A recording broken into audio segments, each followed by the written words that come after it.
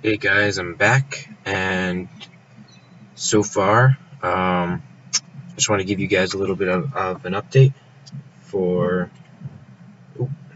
another one for the drawing that I'm doing, the giveaway. So it turns out a few of you have the Android phones. So what I'm thinking I might just do is next giveaway I do. I will probably just hold off on getting any of the cards or the codes or anything like that, and then the winner, I'll ask you preferably for Android or iTunes, and then that way you guys can use it for your respective devices. So that way everyone can be in the giveaway. So kind of a mess up on my part, but no worries. There will be future giveaways at different milestones of the channel, and hopefully there are more milestones, and you guys can get in these giveaways, and they will all be different.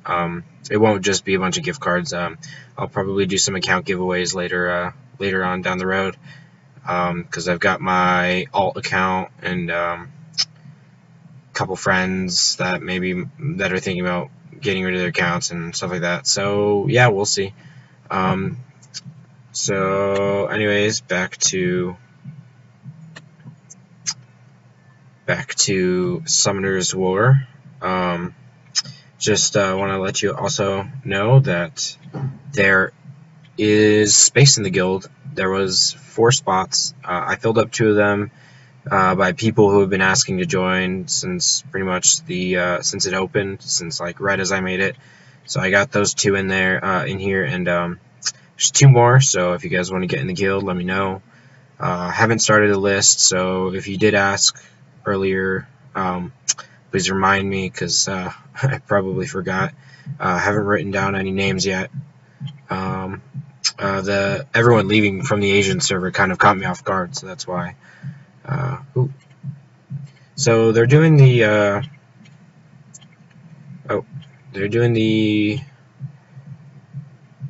Power Stone event. I've only gotten 2, and I am using those Power Stones to level up my Chimera runes, and I'm going to be getting these to plus 15, getting these to plus 15, just because of those accuracy substats. Honestly, 6-star and 5-star runes right here.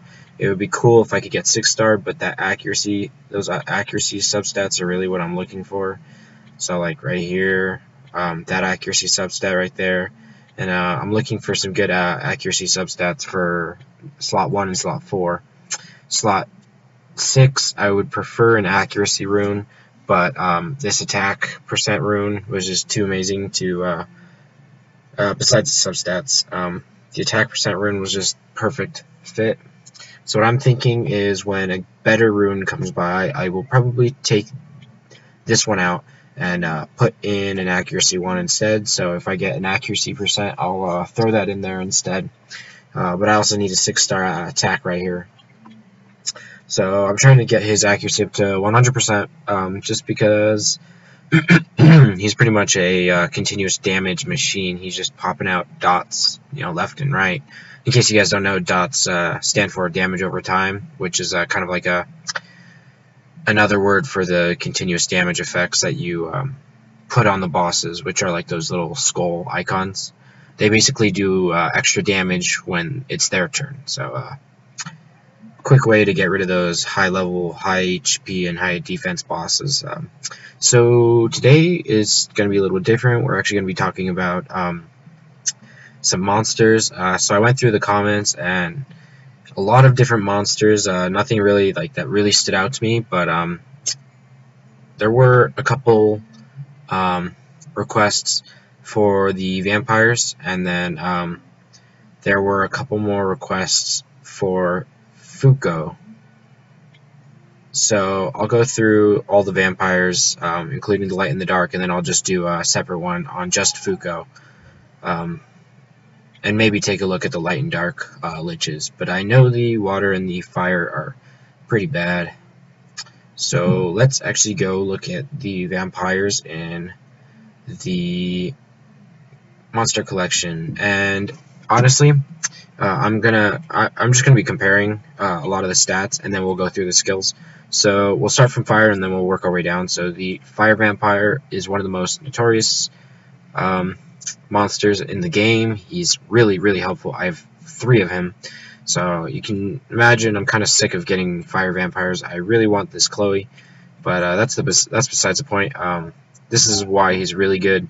You know, looking at his skills, he has a low attack for 4-star, but he's not awakened yet. But low attack, not very, amazing defense, no health, not that great of speed. So why is he so good?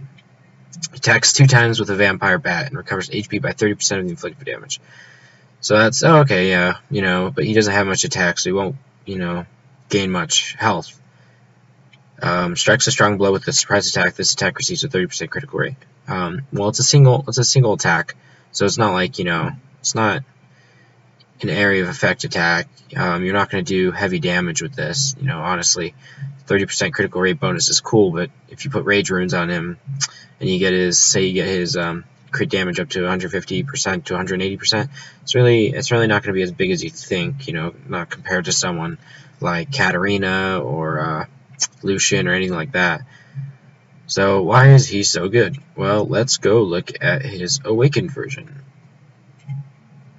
He gains a skill, and it's a passive skill. So your critical hits increase the attack bars of all allies by 20%. So now if you remember this first skill, you attack 2 times. So basically, you attack 2 times if you have a 100% crit rate or a really high crit rate, and both those hits are crits, then you're basically filling up your entire team's attack bars, by 40%. Now, I'm sure this doesn't apply to you, but get his crit rate up to 100%, and he's filling every time he goes, he fills up your team's attack bars by 40%. So basically, almost half of their attack bars filled up, and this pretty much just doubles the amount of attacks you can get off, which is just it's incredible. Because I was going through B8 and B9 Magic Hall, and it was kind of taking a while, and I was losing monsters because I don't really have any healers or anything like that. And I threw Vertihil on my team, just random, and his speed leader skill too. Increases the attack speed in dungeons by 28%, which is pretty awesome. That's, I think, the highest in the game for a natural born 5-star monster. So at least for dungeons. So that is fantastic. And so basically he was just making me attack, almost twice as much, and it's incredible. And if you throw violent runes on him, it's even better. Swift or violent. I've got 3, so I'm probably gonna I could fodder one of them, but honestly, what's the point? You don't want to level up his skills. He's not a damage monster, and you don't want his second skill to have a fewer cooldown time, because this is a single attack. So getting 2 hits off, filling 40%. The attack bar is better than just filling 20% with a 30% critical rate bonus, and you don't need this bonus because you should have 100% crit rate anyways. So basically, you really just want his main attack. You don't want this attack, so you don't want to max out his skills, and you're not using him for damage either, unless you build a really tanky nuke type one, which is going to be one of them because I've got 3. And so he's really just to speed up. He's kind of like Bernard in terms of he's just speeding up your allies, consistently. Except Vertihil has this really specific good rune set. If you throw violet runes on him, he can go 2-3 times in a row, averaged, and that pretty much fills up your attack bar completely. So your Vertihil goes, you get a little bit of luck, and you could end up going right away again. And that, it's not like Hua where you're preventing the boss from attacking at all, but you are, speeding up all of your other monsters to go, you know, just fast, fast, fast. And when I go into the Magic Hall B7 and I throw Vertihil on there instead of, you know, like my Chimera, I'm pretty much getting 3 or 4 attacks off, like 3 or 4 attacks off for my team, and at the very beginning. And if you guys look at the very beginning, the Giant Hall boss, or I mean the Magic Hall boss at B7 starts with half of his attack bar full. So basically, in half an attack bar, I can get 3 to 4, you know, attacks off of every single monster. And also I have Bernard on, so I can get that speed buff on. But that's incredible. So I get a ton of, and I'm using my Chimera now just because I can get a lot of damage over time. But yeah, that's just insane. So he's definitely an incredible monster. He does very well with his speed leader skill. You know, I use him in Wind Hall. I don't put any block heals or anything like that. I just throw him on here, and I kill the boss before, you know, that tower on the left that heals him completely. Before that even gets up halfway, I've already got the boss dead, you know. So Vertihil is extremely helpful, and I plan on using all 3 in different ways. That way I don't have to move runs around. One is right now Violent. Violent Blade. The other one's going to probably be Swift Blade, and then the third one's probably going to be Rage Blade. I know I don't need 3. 2 is really all you need, but I feel bad about foddering away the third one just because he's such an incredible pool.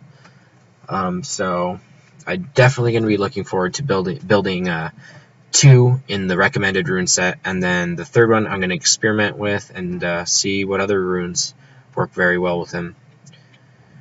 Now the next one is Water. Not so much to say about him because he's not, in my opinion, as good. So if you look, he has 327 attack, 297 defense, and 98 speed. So the speed isn't very good. The attack's not that high. You know, if you look at his attack versus someone else like Water Period, just got in the 400s. He's got low attack. What's a high attack water monster? Not very many. Let's see. Fire monsters. There's some really good here. Wind monsters are usually the attack monsters. So if you look like Julian, he's got in the 400s. 362. And these are 4-star max level. You know, not even awakened. So can't expect their attack to be too big. But you know, everyone's at least got mid 300s to into the 400s. But if you look over at Vertihil, he had mid 300. So his attack is actually not that bad, as I was saying. But this is a lot lower. And he's an HP monster, so that's why his attack is going to be lower. So attacks 2 times with a Vampire Bat and recovers HP by 30% of the inflicted damage. So same first attack. And his attack's not very high, so he's not going to be getting a ton of HP back. Attacks and weakens the enemy's attack power and decreases the enemy's attack speed for 2 turns with a 75% chance. So this is a RNG based debuff, and it's single target, and that's why it's not very good. You know, attack power and attack speed debuff, that's great, but it's single target. So in my opinion, that's not very good. And it's I'm sure if you max out the skill, maybe the maxed out skills get it to 100% chance, but even then it's only single target, so it's not preferable. And of course his leader skill, the HP evaluate monsters in the dungeons, there's better leader skills. Right now I'm using my Chimera leader skill, which increases wind monsters HP by 50%. But I could see this being useful for lower teams where you want to increase, you know, the HP. It's better than Lucia, who has like a 20% HP boost or something like that. And then when you awaken him, he gets this skill: attacks with a group of bats. The damage increases if you're less wounded. So basically, this is an AoE attack. I noticed it in the Hall of Heroes. I thought it was single target, but it is AoE. But it's not very hard hitting. You know, 492 attack, awakened, max 5-star. Let's compare it to Vertihil. He's got 597, so more than 100 more attack.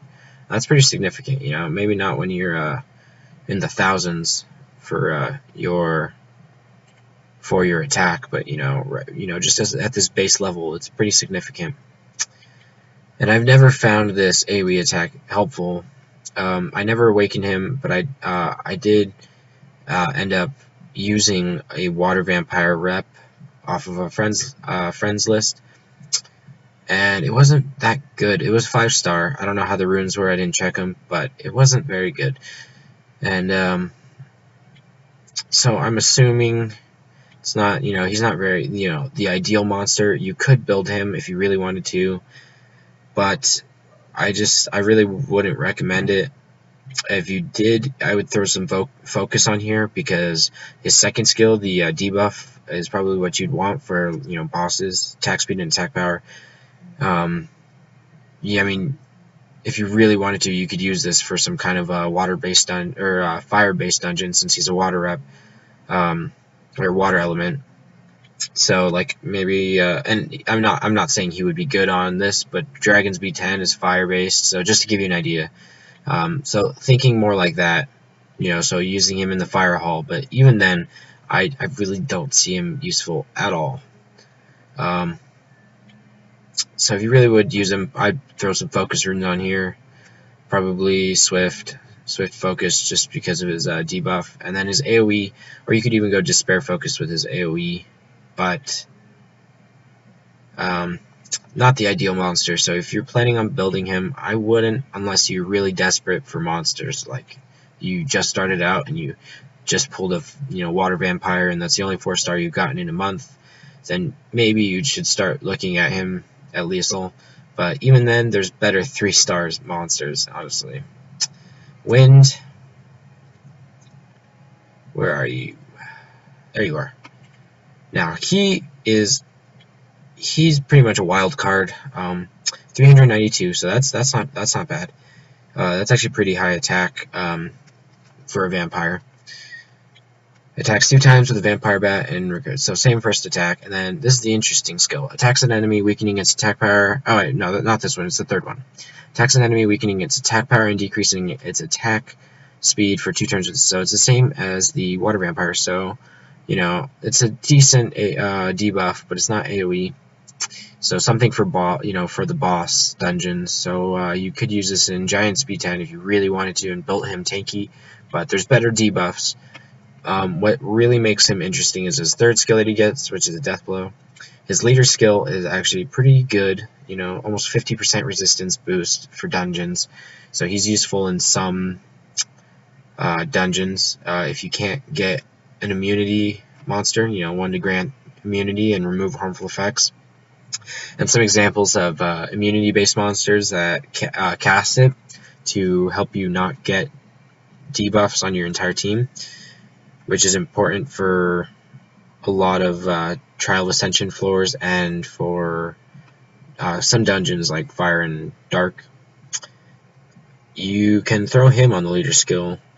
Now, I wouldn't put him in Fire Hall because he's wind-based and that's weak against fire, but you could throw him with his leader skill just to help a little bit if you don't really have that immunity buffer. If you do have the immunity buffer, someone like Delphoy or Fire Archangel, or even, the Brownie Magician, Fire Brownie Magician,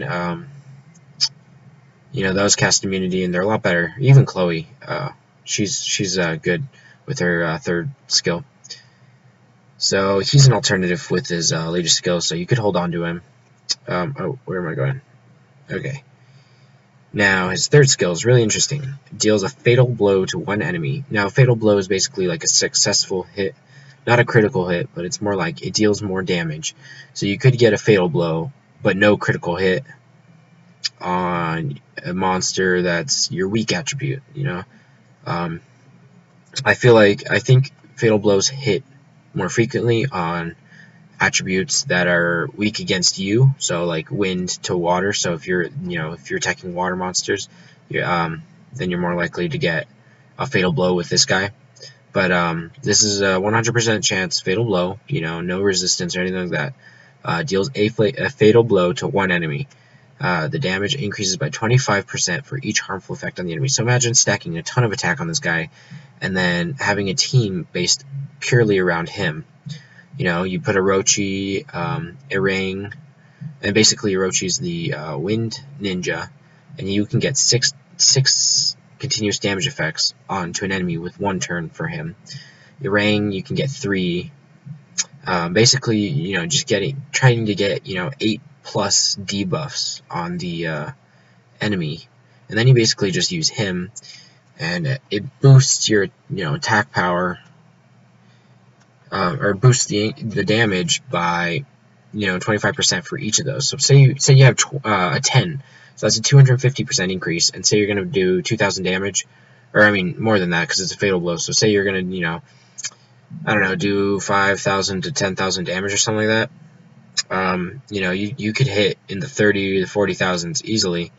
And I've had friends claim before that they've hit in the 60,000s, which I'm not sure is true. I don't know. I mean, if you could get, you know, an insane amount of damage effects, like, you know, with the imps that can be able to cast 4 for each imp, you know, and Orochi and stuff. I'm sure in special circumstances you probably could get up to 60,000 damage, but honestly, I think there's more guaranteed harder hitting monsters, and I wouldn't build him. I'm not building him anytime soon. I'm gonna test it out later on just to see how it goes, but yeah, I think he's a wild card. If you really build him up right, he can really hit hard, but if not, he's not really hard hitting with this last attack. You know, your team really has to be built around him, so all of your monsters have to really reflect his skill. Otherwise, he's not really going to hit as hard. And then we've got the light and the dark monsters. So let's look at the light vampire.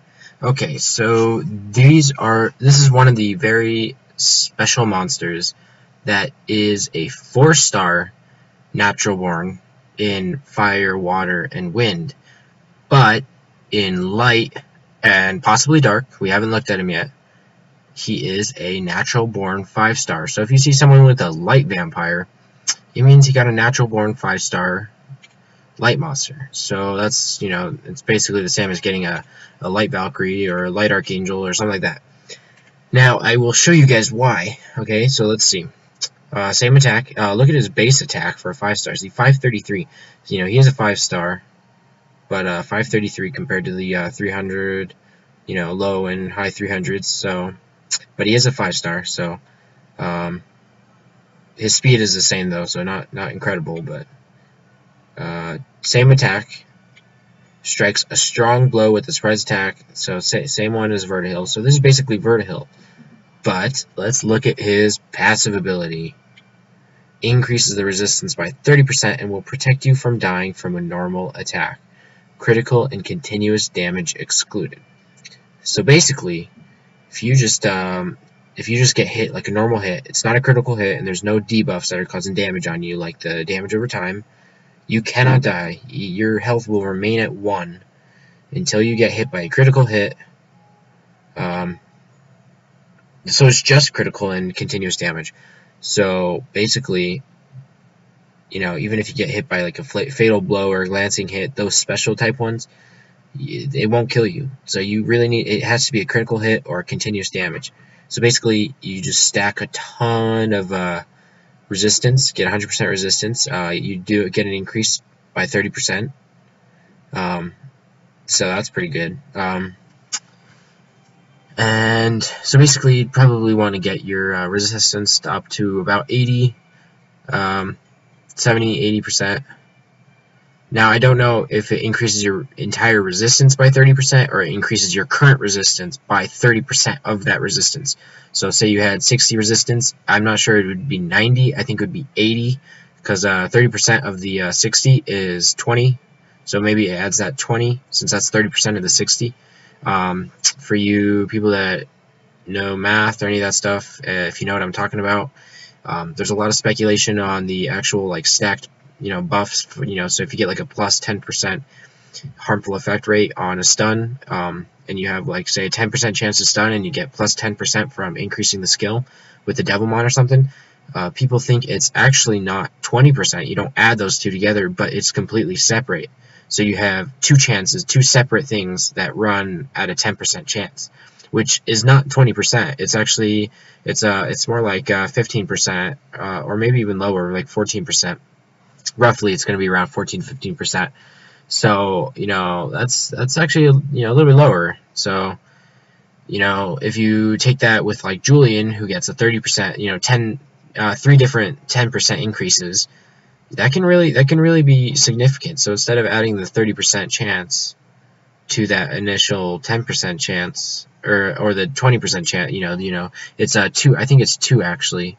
Let's actually take a look at him, so I'm not giving you guys wrong information. So there's 2 different skill ups for 10% harmful effect rate plus 10%, and he gives his initial 10% chance to stun.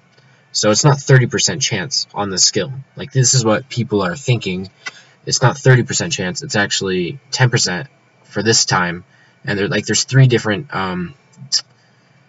as you'd say, like algorithms running. So there's this one that has a 10% chance, this one that has a 10% chance, and this one that has a 10% chance.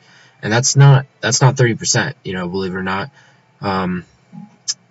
It's actually going to be more like, what, 20 to 25%. So you can imagine, for some of those monsters that have a ton of skill ups, like Darien over here, with his first skill, all these different harmful effect rates increasing up. It's not. Some people think it's actually not the 100%. So this adds 60. And he has a 40% initial chance. It's not 100%. If the way they word, the skills, it seems as though it would be 100%. So it does increase the initial thing. But that's just my thought.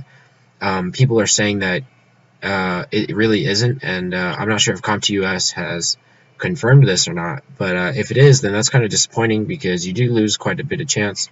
So I'm not sure if this increases actually 30%. To your resistance, or it increases your total resistance by 30% of whatever resistance you have. So if that is the case, then you'll probably need to get about 80%, 80 to 85% resistance. If it isn't the case, and it does add actually 30%, flat rate to your resistance, then you only need to get to 70. So I might test that out with different monsters. Can't test it out with a vampire, but it would be interesting to have this guy, because he can't die. He's really good. And let's look at his leader skill. 38% increase of attack power in dungeon. That's pretty good. Now, I wouldn't be increasing attack power. I'd probably be increasing HP, because survivability is better than attack power. You really want a team that can survive. But that's not bad. Let's look at his awakened form. Basically, he gets, okay. So he gets 30% increase from his passive, and then another 25% increase for his awakening. So that's a total of, if it is, added all percents together, it's 55% to your resistance. But so that is adding quite a bit of resistance to your Julianne. I think it's Julianne. Not a bad attack power, 823. That's actually surprisingly, that's higher than my Chimera, my Wind Chimera, which is at 801. There's LMC on Facebook. Let's see. Okay, so I really like him. I really do like him. His passive, very interesting. And I really am curious. And if for those of you that have watched previous videos, I do love to add people with high natural born light and dark monsters. I think it's really interesting, and I love testing out new people in this game. So kinetics, I use your awakened light Hell Lady all the time. Just it's interesting to see the different kinds of skills and stuff. I really love new monsters. So I love these light and dark monsters. I really want a dark or light natural 5-star. I know it'll probably never happen, but not even something. Honestly, I wouldn't even care if it was good or not. Just having like a Fermion, it would just be so cool to have, some kind of ret monster like that, and just have the special types of skills. I just think it's so interesting. But fortunately for us, the Dark Vampire, which is also natural born 5-star, is actually pretty good. Has high attack power compared to the Light Vampire. So same 2 attacks as the Water and the Wind Vampire. And the third one, it is a passive. So the Light and the Dark Vampires have passives. So you recover 30% of the damage you inflict as HP, while your allies each recover half of it. Additionally, when you kill an enemy, all allies recover 30% of their attack bar. So this is kind of like the Light Warbear Amin, but instead of it being in proportion to your max health, it is actually in proportion to the damage you inflict. So this isn't probably as reliable as his, because it's Amin has a set rate. Jeez, my phone is just blowing up. This isn't a set rate. This is in relation to the damage you do. So say you're attacking a high HP monster, you're going to do a lot more damage and you're going to heal a lot more. But say you're attacking a monster with a lot of defense, you're not going to do as much damage. You'll probably do, not even in the thousands of damage, maybe 1,000 or 2,000 damage max. So honestly, he is not ideal for like a light dungeon. He'd be more ideal for like the water dungeon, where he would do amazingly well. And so, this is a really good passive in terms of healing. But monsters can get squishy if you focus only on attack power. But I think this type of heal is actually really cool. You don't see very many monsters with healing in relation to their attack power for the entire team, and this can help him survive since he recovers 30% of the damage. So you could really recover, with this attack, 2 vampire bats, where you already recover HP by 30% of the inflicted damage. You recover another 30% of the inflicted damage. So both of these, and then on top of that, you got this one. So if you're doing this one more often than this, than this one, you're really recovering a lot of HP, and that's a lot of HP for your team as well, because that's 15% of the damage is going to be towards your allies. Now this does stack, so say you do 1,500 damage both hits, that's 3,000 damage total. So that is going to be that's going to be 1,000 for you, and then that's going to be 500 for your teammates. So it does stack. So you recover 60% of the damage done, and your allies will be recovering 15%, since this does not go towards your allies. So that's really cool. So this is a really good survivable monster. Honestly, I don't even know if you would need vampire runes on him. Vampire runes are really selective. You can't really use them with everyone. But like Copper, where you want him to survive a lot, and get that health back, you could put vampire runes on him. Those overall takes are what you would put vampire runes on him. But I don't know if you would really even need vampire runes for him to be very survivable, because just because he just heals so much on this passive. And then his leader skill, of course, is 28% critical rate increase, which can be really helpful if you're running, monsters that don't quite have 100% crit rate and they need it. Someone like Rochi or even Vertihil, that can be useful in various areas. Overall, for the light and the dark being natural born 5 stars, I would say they're pretty decent. I wouldn't say they're above average. That's probably where they are right now for light and dark natural born 5 stars. The very excellent ones being like Dark Chimera and stuff like that. And I know the Dark Occult Girl is actually pretty, really good too. I don't know how people feel about her, but I know she's really good. Light monsters, I would probably compare the light vampire in terms of usefulness, probably somewhere similar to that of like a light hell lady, the dark and the light, something like a light hell lady, very useful, but the skills are probably not going to be something that you would that would really, really, really improve your team. But the light and the dark vampire are very useful, so if you do get one, congrats to you. And also to kinetics, just to let you know, I really do enjoy the light vampire, so thanks for letting me use, light hell lady. Really enjoying that. And I'm also using a light Valkyrie on one of my friends' rep monsters, so and if you do have a light and dark monster, feel free to add me. I'd love to try new monsters out. So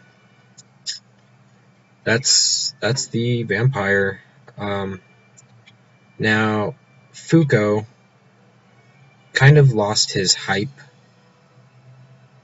but he is good. A lot of people were just going crazy over him when he first came out, and I know he's really good, but it's kind of starting to die down, and you aren't seeing so many Foucaults in Arena anymore, just because it's kind of like it's almost exactly like Arena, though it's probably less survivable since Rena has Rena has this heal, basically, and it heals a lot, not just for Rena but for your team, for one other ally, or two other allies depending on which have the lowest HP. Foucault doesn't heal, but instead he debuffs, decreases attack speed, or even stuns them if they have decreased attack speed already, and then decreases attack speed again right here. So what's so special about him since he decreases attack speed? Well, his shield, his passive. So he creates a shield every single turn, which is in proportion to his level. So it's kind of like a Casus, her shield, but it's single, so it's only on Foucault, and it resets every single turn automatically.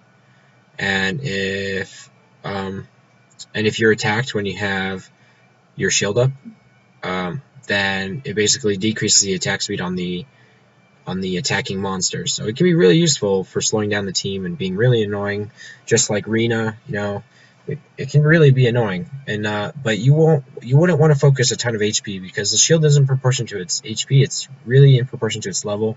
So I would probably put on Swift or Violent even, because you really want that shield more likely than Swift, because Violent, attacking multiple times in a row isn't going to help your shield regen faster.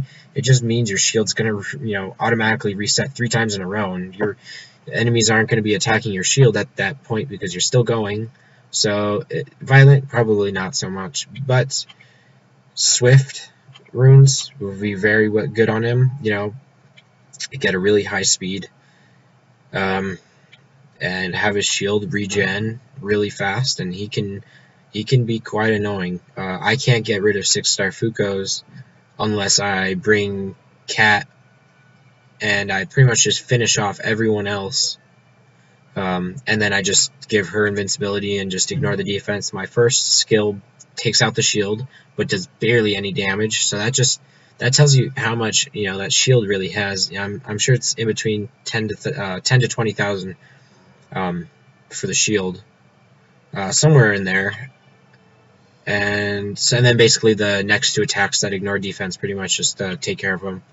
But he can be a pretty formidable opponent, especially because he decreases your attack speed whenever you attack him. So you got to be careful with these guys. So he's really, really powerful in terms of survivability. Now we'll look at the light and the dark, just because I haven't really looked at them yet, like not that much, but I don't know how good they are. So 24% speed increase. So if you're putting them on defense, that leader skill's already looking pretty good. So same thing, decreases attack speed and then inflicts damage. So this is an AoE. That's good. And then this guy has increased. He recovers 30% of the inflicted damage. That's pretty good. That's like a vampire rune for survivability. That's not bad. And then this passive is meh. Becomes invincible for 1 turn if your HP falls below 50%. That's just once. So I don't know if this is just like once your HP falls below 50%, if this is really that good, because it's a one-time thing. So, if I'm wrong, correct me, but I think this only works once unless you get your HP back above 50%. So if not, if this actually is like once your HP falls below 50%, you become invincible and then you keep casting it, which I think would be way too overpowered, then this would be an amazing passive, but I don't think that is the case. So I don't know. I would probably not give him as good of a rating as Foucault because he doesn't have the shield. So maybe this is, I could be wrong, this could be, constant invincibility that keeps casting off since it's a passive, but I don't think that is the case. I think it is actually just an activated ability. Once your HP goes below 50%, then it casts invincibility, and then that's it. Your HP keeps going below 50%, no shield. If it goes back above 50% and then goes back down, then you get the invincibility, but no luck there. Let's look at the dark one. Now I saw someone in arena with him. Not sure how I feel about him. Random attack. This is the same as Foucault's for attack speed and stunning them if they're already debuffed. Same attack. Now let's look at his awakened skill. He looks pretty cool, I'm not gonna lie, in his rep thing. Ooh. Okay. Now this could be double-edged sword. He decreases the inflicted damage from all attributes by 50%. That's pretty big. That's really good. But the recovery amount you receive is also decreased by 50%. That can really hurt you. Especially for survivability teams. HP teams, when you're really trying to just keep your monsters alive, healing them and reviving and stuff like that. That can really hurt you if you can't, recover your health back. So this is more like you're not so much trying to keep him alive by keeping his health up. You're more like just trying to out-survive the enemy by making his health go down slower than the enemy's health. So this is probably more towards attack-based teams that don't really have any healing capability. Just keep him alive until your towers finish off the enemies. And then resistance in the arena. My cat arena has 55%, which is better than the 40%, but I don't really ever use that resistance skill. So the resistance is probably not the best choice. I mean, 55% is amazing, but not probably for arena. 50%, for arena, 55% or even 40% resistance is not an ideal stat. You want more like towards health that the Archangel and Chimera have, or you could look towards using a speed leader for some speed. So that's that. Hope you guys got some help with the vampire. And preferably out of all the vampires, I'd probably still stick with Vertihil for dungeons, and then if I had to pick one for arena, it would probably be, honestly, just looking at these skills, it would probably be the light vampire, just because I'm going to be getting Amen leveled up higher once I get the right runes, so I don't really need that consistent healing that the dark vampire provides.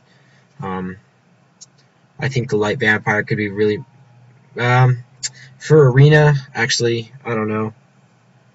I'd probably have to mix the light vampire with someone like Rena.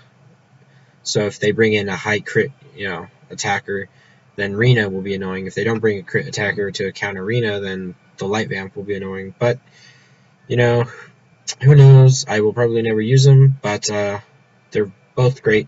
Vertihil being the best of the 3 common elements, fire, wind, and water.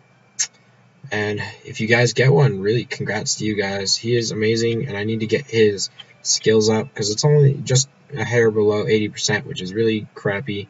I just don't have a good crit rate rune. 30%. Look at this one, 43%. So I might just switch this guard rune and then get rid of this right here, because I could get this up to 63%, and then I wouldn't need this 12%. Yeah, I just solved my problem right there. Boom. That's what I'm gonna do. Alright guys, I hope you enjoyed this video, and I hope you guys got help. Let me know in the comments below which monster you guys would like me to look at next. I will see you guys later.